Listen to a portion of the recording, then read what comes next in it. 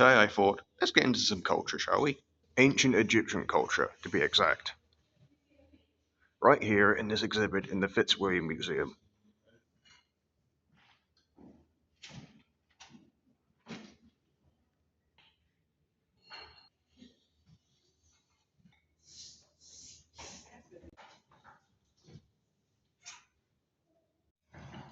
Magical relief. False doors acted as magical gateways into tombs, allowing their owners to travel between this world and the afterlife. Yoma Himira is shown at the top of the false door, sitting in front of the offering table, unlike the rest of the decoration, which is carved in sunk relief. The background behind Himimari has been cut back, leaving raised relief, a technique that the Egyptians often used in indoor settings. So we are meant to understand that Himiri is within the afterlife, behind this door, while the rest of the door and the inscriptions are situated in this world.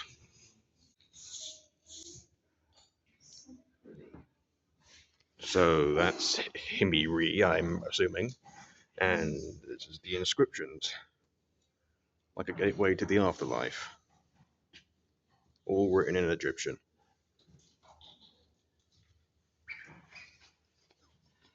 Take a long, good look at it.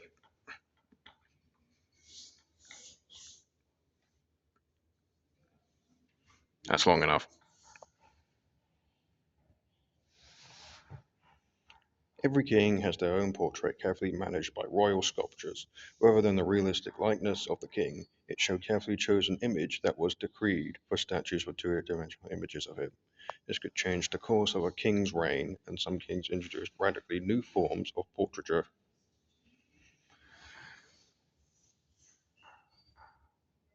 Must have been one hell of a portrait.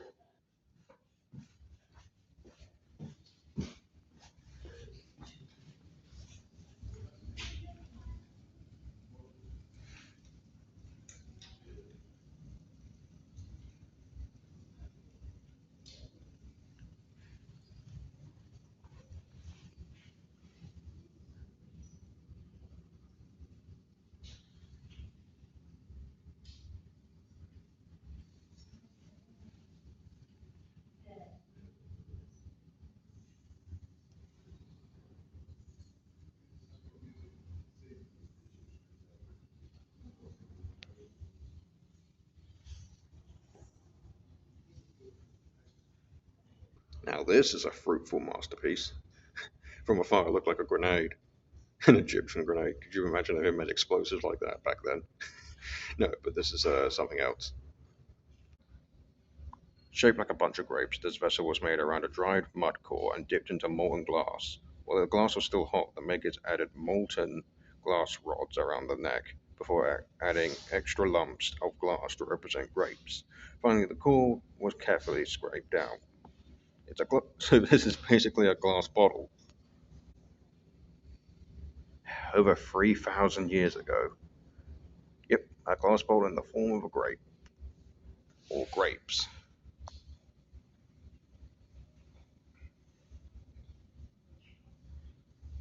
I'd like to see just stop oil destroy something like this. Something that's more valuable than their own cause. Ah, jewellery of the royalty.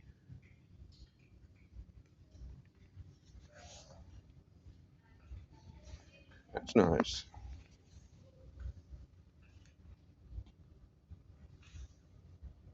Gold cylinder. Okay. Yeah, apparently this one's magic. Gold cylinder was made to hold a small piece of the papyrus, worn around the neck of the man named Shak, whose name appears in the inscription. The case is made of a single sheet of gold and a plug at the bottom secured by a piece of wire. The case holds a magical protective spell for a man named Shak. See, this is a magic spell in there. See, there's an inscription on it. And that spells Shak in Egyptian.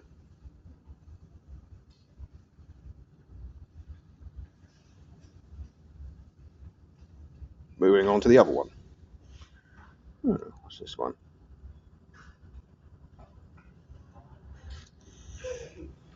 Alright.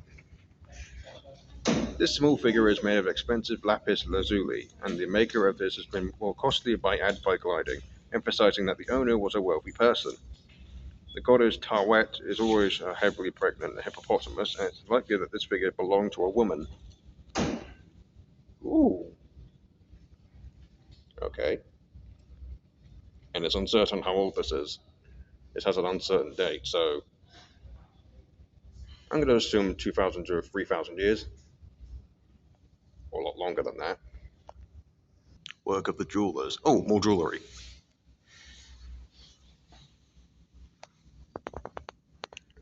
Okay.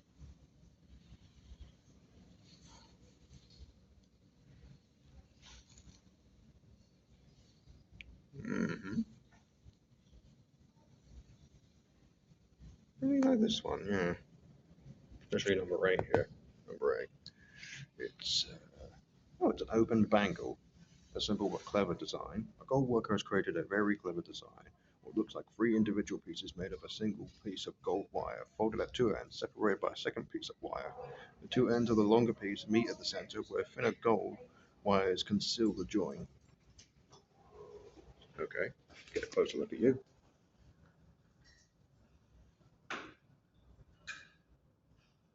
I like it. Nice and simple, and it's pretty to look at.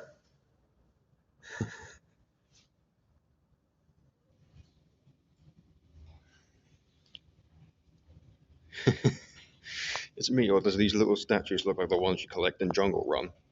Remember Jungle Run? You had those little ruby ones. The ruby one that obviously gives you a better prize.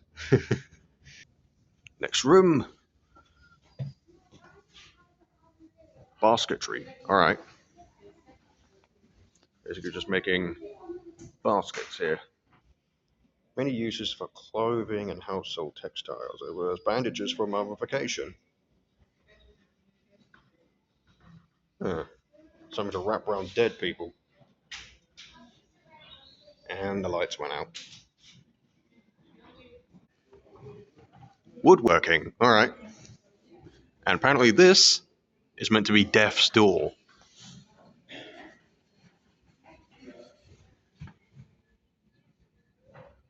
The tight joints between the individual planks of this door indicate that the care and skillful approach of its maker. The protrusion at the bottom of this hinge point was fitted into a stone socket in the floor. The hinge at the top is missing. The carpenter has chosen a sycamore fig wood, which is native to Egypt. Oh, it's native.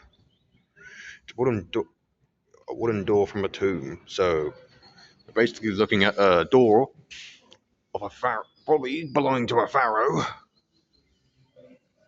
leading to his crypt or his tomb.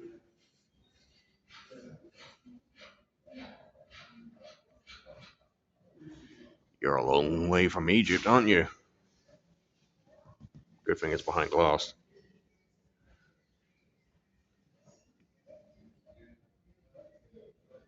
And there it is, death's door. And here are all of the furniture makers of Egypt.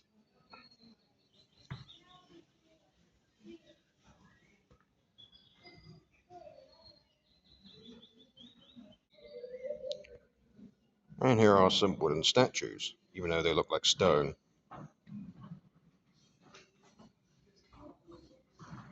But there might be more to this. Like sculptures in stone, the makers of wooden statues were carefully chosen to write wood for the purpose. Locally available from wood from Taras, Risk, and Sycamore, fig trees, it is light and soft to the carve, but susceptible to insect damage. While now acacia and siddle trees produce denser wood with finer grain. Imported timber like lime wood and cedar of Lebanon, Lebanon, was used for the most expensive commissions. Once the shape was carved, the statue would be painted either over white plaster-like base or straight onto wood. Okay, it just looks like stone, so it's basically just painted wood.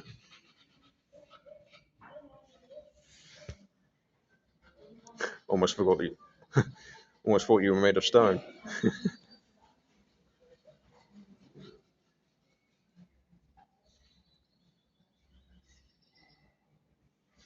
All right, so one is a figure of a tomb serpent. One is a factory bust of a woman. Okay, and the other is a statuette of Tawet, probably made for a royal tomb. So number 3, right there, right here, was made for a royal tomb.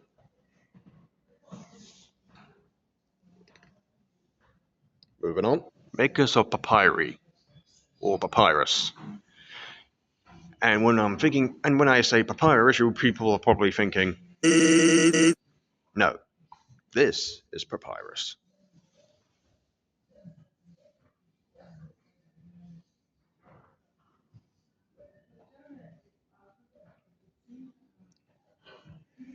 And here is the inks, pigments, and paints. Here we have some Egyptian blue, that was manufactured using limestone, quartz, and sand, and natron, which is a salty compound. The same material is used to create fainants. Copper was also added to produce the blue color, and mixture was fired at 800 to 1000 degrees. Experiments suggest that the firing needed to continue for over 100 hours, and sometimes the kiln collapsed over this long period, which is a nice Egyptian blue right here. Very nice Egyptian blue. And this is a masterpiece of Egyptian creativity, apparently.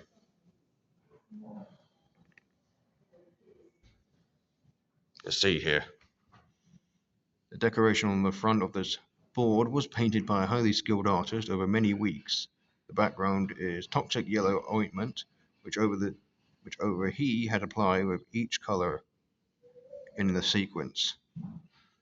All the decoration with a yellow background is covered with a very thin layer of ancient varnish, which was difficult to work and required enormous skill to apply. The darker area shows where the inscriptions were revarnished after being altered, probably to reflect the owner's final promotion. This board lay directly on top of the mummified body of. Okay, that's a name I'm not going to say out loud, but you guys try doing it yourselves, so anyone can pronounce that. Within a set of coffins. Okay, so this is basically a coffin lid. A lid for one.